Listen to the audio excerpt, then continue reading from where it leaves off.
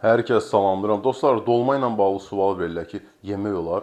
Bax dostum, deyirsən ki, mən çörəksiz yeyə bilmirəm. İçinə karbohidratını çox elə, düyünü çox elə. Düyü eləmək istəmirsənsə, yaşıl mərci elə. Vəssalam, bundan gözəl nə ola bilər? Təbii ki, tərkibində mal əti də var, o da kreatindir, yəni zulaldır.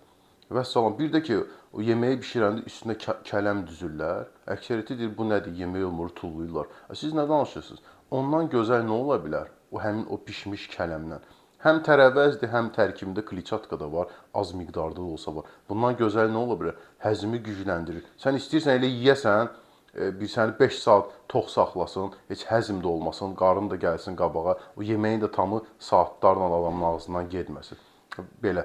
Bir də ki, bu gördüyünüz soyuducu var ya dostlar. Bunu ümumiyyətlə sən gecə, axşam açanda nə fikirləşirsən, mənə çatmır. Sən birinci o soyuducunu açanda bir aşağı bax, gör sənin qarnın varsa, sənə olar, yoxsa olmaz. Eybi yox, sən axşam da yeyəndə bir adam indi göy-göyərti yeyər, nəsə bir fərqli yüngül bir şey. Yenə də tort mən eşidirəm, mən deyir, kalbasanı götürdüm, çörəyin arasına qoydum, yedim. Belə şey olar. Sonra deyir ki, mən arıqlamaq istəyirəm.